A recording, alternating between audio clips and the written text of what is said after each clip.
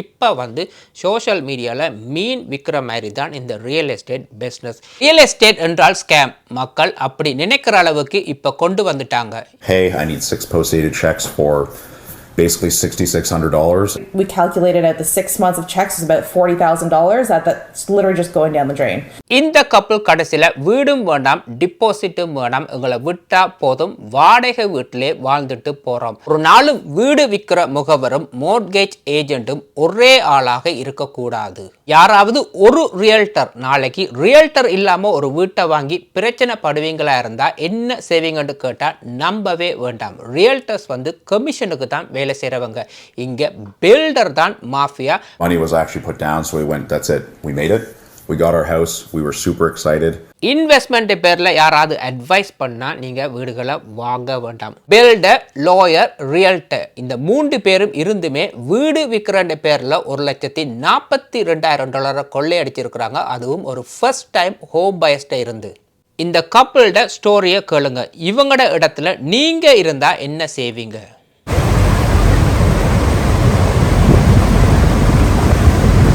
வணக்கம், எல்லாம் எப்படி இருக்கீங்க? இன்றைக்கி மக்கள் வீடு வாங்க பயப்படுறாங்க. யாரை பார்த்தாலுமே கல்லணா தான் தெரியுது. யாரை நம்புறது, யாரை நம்ப கூடான்னு கூட தெரியவில்லை. இங்க ஒரு பில்டர், ஒரு லாயர், ஒரு ரியல்டர் இருந்துமே $1,42,000 ப்ரொஃபஷனலாக ஸ்கேம் பண்ணியிருக்கிறாங்க. இவங்க ஒரு மிடில் கிளாஸ் ஒர்க்கிங் கப்பல். 2 பேருக்குமே 32 வயது. இப்போ லேட்லியாக கொஞ்ச நாளைக்கு முதல்ல தான் இவங்களுக்கு என்கேஜ்மெண்ட்டே முடிஞ்சது. இவங்க ஒரு ஏஜென்ட் மூலமாக 2020-21 வீடுகளை வாங்க ட்ரை பண்ணியிருக்கிறாங்க. பிட்டிங் வார்னால் இவங்களால் வீடுகளை வாங்க முடியவில்லை. கடைசியாக 2022 கல்ஃபில் ஃபியூஷன் ஹோம்ன்ற ஒரு பில்டர்கிட்ட போய் கொண்டோ டவுன் ஹவுஸை புக் பண்ணியிருக்கிறாங்க. அவங்களோட கண்டிஷன் வந்து $100,000 ஃப்ரீயாக அப்கிரேட் உங்களுக்கு தரப்படும். மற்றது முதல் 3 வருடத்துக்கும் நீங்கள் கொண்டோ ஃபீஸ் பே பண்ண தேவையில்லை. டிபாசிட் வந்து $1,42,000 தான் இவங்க பே பண்ணியிருக்கிறாங்க. மொத்தமாக வந்து இந்த ஏரியாவில் வந்து 60 கொண்டோ யூனிட்டுகள், அதாவது கொண்டோ டவுன் ஹவுஸ் யூனிட்டுகள்.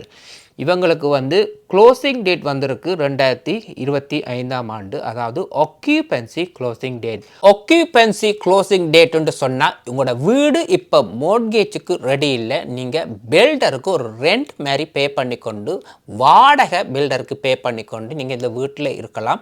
6 மாதம் எடுக்கலாம், 1 வருஷம் எடுக்கலாம். இந்த யூனிட்டுகள் எல்லாமே கட்டி முடிஞ்சு ரோட் சேஃப்டி எல்லாம் முடிஞ்ச பிறகு தான் நீங்கள் மோர்ட்கேஜ் செய்ய வேண்டும். ஸோ இவங்களோட லோயருக்கு வந்து இந்த ஆக்கியூபென்சி ரெண்ட் எவ்வளோ போயிருக்குன்னு சொன்னால், ரெண்ட் $3,250, மெயின்டெனன்ஸ் ஃபீஸ் வந்து $350, மொத்தமாக $3,359 6 பே செக் வந்து ரெடியாக வச்சிருக்க சொல்லி தான் லோயருக்கு முதல் போன ஒரு கடிதம். முதலாவது ஆக்கியூபென்சி டேட் வந்து டிலே ஆகிட்டு வீடு மூவ் பண்ணுற அளவுக்கு இல்லை. இப்போ அவங்களுக்கு 2வது ஆக்கியூபென்சி டேட்டை வந்து பில்டர் இந்த கப்பலுக்கு இமெயில் பண்ணியிருக்கிறாங்க. அதாவது பழைய $3,000 ரெண்டலில் இந்த முறை வந்து $5,423 ஒரு மாதத்துக்கு ரெண்ட் பே பண்ண வேணும். அதே நேரத்தில் $309 மெயின்டெனன்ஸ் ஃபீஸை வந்து இந்த முறை $517 இன்க்ரீஸ் பண்ணி ப்ளஸ் ஃபீஸ் எல்லாமே ஆட் பண்ணி உங்களோட லோயருக்கு நீங்கள் 6 பே செக் $6,600 போட்டு நீங்கள் ரெடி பண்ணி வச்சுருக்க சொல்லி இவங்களுக்கு ஒரு இமெயில் வந்துள்ளது. மொத்தமாக இவங்க கால்குலேட் பண்ணி பார்த்தா அடுத்த 6 மாதத்துக்கு $40,000 இந்த பில்டருக்கு வந்து இவங்க ரெண்ட் மட்டும் பே பண்ண வேண்டும். Saying, hey, I need 6 post-dated checks for basically $6,600. We calculated out the 6 months of checks is about $40,000. That's literally just going down the drain. ஒரு மிடில் கிளாஸ் கப்பலுக்கு 6 மாதத்துக்கு $40,000 ரெண்ட் பில்டருக்கு. இந்த $40,000 பில்டருக்கு ரெண்டாக பே பண்ணினால் 6 மாதத்துக்கு பிறகு இந்த யூனிட்டை பே பண்ணுறதுக்கு இவங்களுக்கு டவுன் பேமெண்ட் எங்கேருந்து வரும். 2வது என்னென்னு சொன்னால், இந்த டீலுக்கு ரியல்டர் தேவையே இல்லை. ரியல்டர் இந்த இடத்துல யூஸ்லெஸ். இவங்க போய் ரியல்டர்கிட்ட கேட்டிருக்காங்க என்ன செய்யலாம்னு. ரியல்டர் சொல்லியிருக்கார் தன்னால் ஒன்றுமே செய்ய முடியாது, நீங்கள் போய் லோயரோட போய் கதைக்க சொல்லி. இந்த இடத்துல அவங்க குறிப்பாக சொல்கிறாங்க நல்ல ஒரு லோயரை நீங்கள் வெக்காட்டி உங்களுக்குமே இந்த நிலைமை தான் வருமுண்டு. முதலாவது லோயர் விட்ட பிள்ளை என்னென்னு சொன்னால், இந்த டீலில் வந்து இவங்க கையெழுத்து வைக்கும் பொழுது $100,000 வந்து அப்கிரேடுக்கான கிரெடிட் கொடுக்குறதா சொல்லியிருந்தாங்க. அதே நேரத்தில் முதல் 3 வருடத்துக்கு கொண்டோ ஃபீஸ் நீங்கள் பே பண்ண தேவை இல்லை. இந்த ரெண்டுமே பில்டர் வந்து ரிமூவ் பண்ணிட்டாங்க லோயர்கிட்ட கையெழுத்து வச்சு. அதாவது மெட்டீரியல் காஸ்ட் அதிகம், எல்லாமே அதிகரித்து விட்டது. தங்களால் இந்த ரெண்டையுமே ப்ரொமிஸ் பண்ண மாதிரி செய்ய முடியாதுண்டு.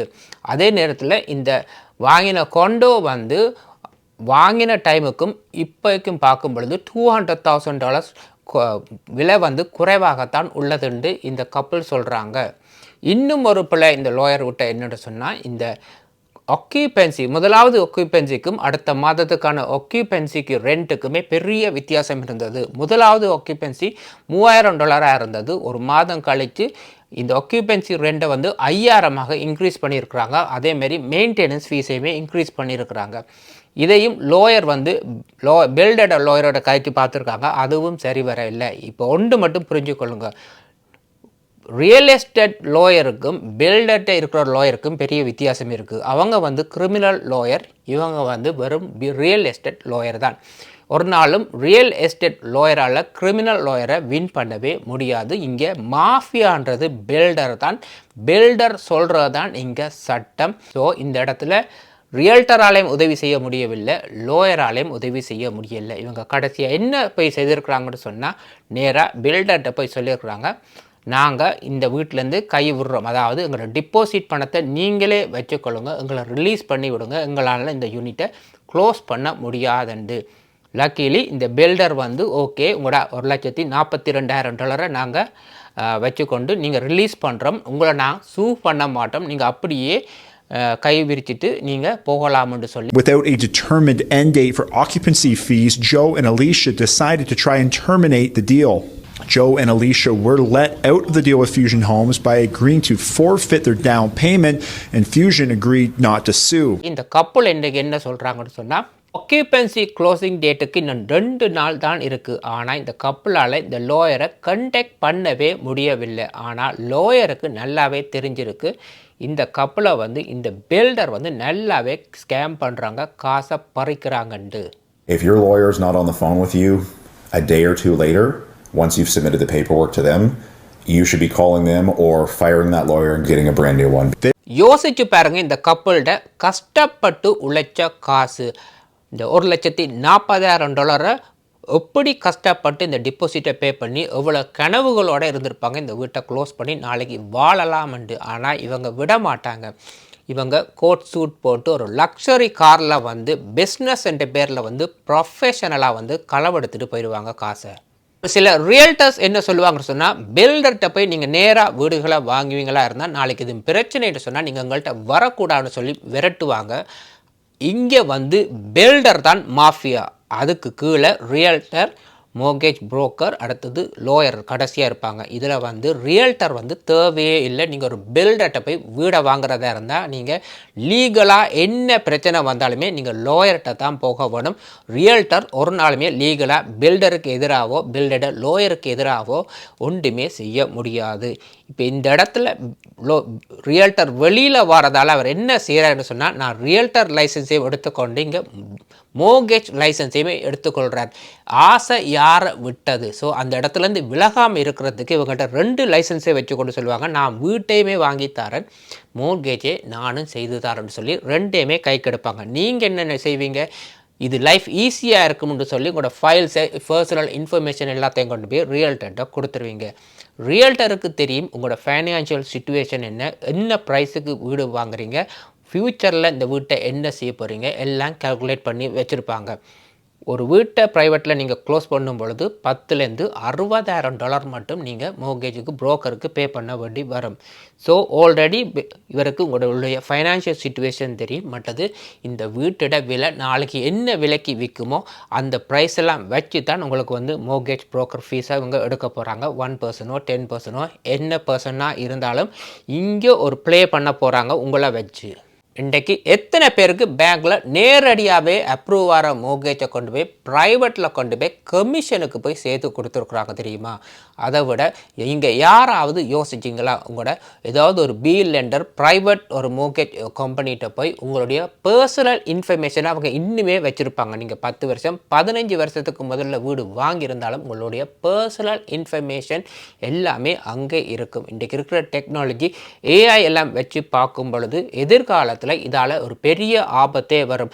சும்மாவே ஒரு இமெயில் இன்றைக்கு வெளியில் போனாவே உங்களுடைய அக்கௌண்ட்டை வந்து ஹேக் பண்ணுறாங்க. முழு பர்சனல் இன்ஃபர்மேஷனுமே இவங்களை நம்பி நீங்கள் கொடுத்துருக்குறீங்க. இது மட்டும் இல்லை, நிறைய பேருக்கு இன்றைக்கி பேங்க்கில் மோர்கேஜ் ரினுவல் பண்ணி கொடுக்குறாங்கல்ல, அக்கௌண்ட்டே க்ளோஸ் பண்ணுறாங்க, எக்விட்டியை குறைக்கிறாங்க, லைன் ஆஃப் கிரெடிட் எல்லாத்தையுமே கட் பண்ணுறாங்க. இதுக்கு முக்கிய காரணம் என்னென்னு சொன்னால் உங்களுடைய பேங்க்கில் இருக்கிற பர்சனல் இன்ஃபர்மேஷனும் உங்களுடைய ப்ராப்பர்ட்டியில் இருக்கிற பர்சனல் இன்ஃபர்மேஷனும் பெரிய வித்தியாசம் இருக்குது. அதாவது உங்களோட ஜாப் டைட்டில் எல்லாமே மாறுபட்டு இருக்கின்றது. அதாவது நீங்கள் இந்த பேங்க்குக்கு வந்து ஒரு சேஃப் இல்லாத ஒரு கஸ்டமர்னு சொல்லி உங்களுக்கு எந்த ஒரு விளக்கமும் அளிக்காமல் உங்களோட அக்கௌண்ட்டே கேன்சல் பண்ணுறாங்க, வேறு இடத்துல போய் மோர்கேஜ் எடுக்க சொல்கிறாங்க. முந்தியெல்லாம் கனடாவில் ரியல் எஸ்டேட் வந்து ஒரு ப்ரொஃபஷனலாக இருந்தது. அதுக்குண்டு ஒரு வெப்சைட் இருக்குது. அந்த வெப்சைட்டில் தான் நீங்கள் போய் வீடுகளை பார்க்கலாம், வாங்கலாம், எல்லாமே செய்யலாம். இப்போ வந்து சோஷியல் மீடியாவில் மீன் விற்கிற மாதிரி தான் இந்த ரியல் எஸ்டேட் பிஸ்னஸ். இப்போ எல்லாமே ஆட்கள் வந்து இன்ட்ரெஸ்ட் ரேட் குறைந்திருக்கு, பேங்க் ஆஃப் கனடா இப்படி செய்கிறாங்க, கவர்மெண்ட் இந்த மாதிரி ஃபண்ட்ஸை வழங்குது, ஃபர்ஸ்ட் டைம் ஹோம் பைஸுக்கு நல்ல டைம் சொல்கிறாங்க. 10 வருஷத்துக்கு இப்போ வாங்கினீங்கன்னு சொன்னால் 10 வருஷத்துக்கு பிறகு நீங்கள் நல்ல காசு மேக் பண்ணலாம். உங்களுக்கு இல்லாட்டி உங்களோட பிள்ளைகள் நாளைக்கு இந்த வீட்டை விற்று வேறு ஏதாவது இன்வெஸ்ட்மெண்ட் பண்ணலாம், இல்லாட்டி இது ஒரு இன்வெஸ்ட்மெண்ட் யூனிட்டாக வாங்கலாம்னு சொல்கிறாங்க. இப்போ வீடு வந்து வாழ்கிறதுக்கு தான் வீடு வழியே. இண்டையிலேருந்து 10 வருஷத்துக்கு விற்கிறதுக்கு இல்லை. நீங்கள் 10 வருஷம் இண்டையிலேருந்து உயிரோடு இருப்பீங்களான்னு கூட உங்களுக்கு தெரியாது. இந்த மாதிரி ரோங்கான இன்ஃபர்மேஷனை கொடுக்கறதால தான் மக்கள் வீடுகளை வாங்கி வாங்கி விற்கலாம்னு போய் இன்றைக்கு வீடுகளே இல்லாமல் இருக்கிறாங்க. இந்த மாதிரி அட்வர்டைஸ் பண்ணுறவங்க எல்லாருமே என்னத்துக்கு செய்கிறாங்கன்னு சொன்னால் அவங்களுக்கு உங்களோட பிஸ்னஸ் தேவைப்படுது. உங்களோட அறிவை வளர்க்குறதுக்கு வந்து அவங்க வந்து உங்களுக்கு அட்வைஸ் பண்ணல, அவங்களுக்கு உங்களோட பிஸ்னஸ் தேவைப்படுது. அதனால தான் கீழே ஒரு ஃபோன் நம்பரை போடுறாங்க. என்ன உங்களுக்கு கொஸ்டின்ஸ் இருந்தாலுமே எங்கள்கிட்ட நீங்கள் கால் பண்ணி கேட்கலாம், நாங்கள் எல்லா ஆன்சரும் தருவோம்ண்டு. ஏன் இந்த நம்பரை போடுறாங்கன்னு சொன்னால் தே நீட் யுவர் பிஸ்னஸ். அதுதான் இதுக்கு காரணம். வழியே உங்களோட இன்வெஸ்ட்மெண்ட் ப்ராப்பர்ட்டியோ இல்லாட்டி உங்களோட இன்வெஸ்ட்மெண்ட்டை வளர்க்குறதுக்காக அவங்க வந்து இந்த வேலைக்கு வரவே இல்லை. இன்ட்ரெஸ்ட் ரேட் கூடும் குறையும் அது பெரிய இஷ்யூ இல்லை. இங்கே வீட்டோட ப்ரைஸ் தான் இங்கே முக்கியம். உங்களுக்கு நல்லாவே தெரியும், இன்னும் 2-3 வருஷத்துக்கு வீட்டோட விலைகள் குறைஞ்சு கொண்டு தான் போகின்றதுண்டு தெரிஞ்சுமே மக்கள் போய் வீட்டை வாங்குறாங்க. ஒரு சிலருக்கு வீடு தேவைப்படுது, வாங்குறாங்க. இன்வெஸ்ட்மெண்ட் பேரில் யாராவது அட்வைஸ் பண்ணால் நீங்கள் வீடுகளை வாங்க வேண்டாம். இன்றைக்கு உங்களுக்கு என்ன தேவைன்றதை மட்டும்தான் நீங்கள் பார்க்க வேணும். சரி, பில்டர் தான் நல்லவனுன்னு பார்த்தா சாதாரண பொது மக்கள், வேலைக்கு அன்றாடம் கஷ்டப்பட்டு போகிற பொது மக்களை போய் ஏமாற்றி இருக்கிறாங்க. இன்றைக்கு என்ஜினியர், அக்கௌண்டன்ட் யாரை எடுத்து பார்த்தாலுமே டிகிரி முடித்து கடைசியாக ரியல் எஸ்டேட் பிஸ்னஸுக்குள்ளே தான் வந்திருக்கிறாங்க. இங்கே தான் அதிகமான பணமும் வருகின்றது, அதிகமான ஸ்கேமுமே இங்கே தான் நடக்குது. இவங்க யாரை ஏமாத்துறாங்க? மல்டி மில்லியனஸாக இல்லை, சாதாரண வேலைக்கு போகும் பொது மக்களாக தான் இவங்க ஏமாத்துறாங்க. Really don't care and that they honestly are just money hungry. வாழ்கிறதுக்கு தான் வீடு வாங்கி விற்கிறதுக்கு அல்ல. இன்வெஸ்ட்மெண்ட் பேரில் வந்து லைஃப்பை ஸ்ட்ரெஸ் பண்ணி கொள்ள வேண்டாம். மோர்கேஜ் என்றால் என்ன? சாகும் வரை உறுதி இருக்கிற ஒரு வீட்டுக்கு மோர்கேஜை பே பண்ணி சந்தோஷமாக இருங்க. மறக்காமல் கமெண்ட் பண்ணுங்கள். இன்னும் ஒரு சூப்பரான வீடியோவில் சந்திக்கும் வரை நன்றி, வணக்கம்.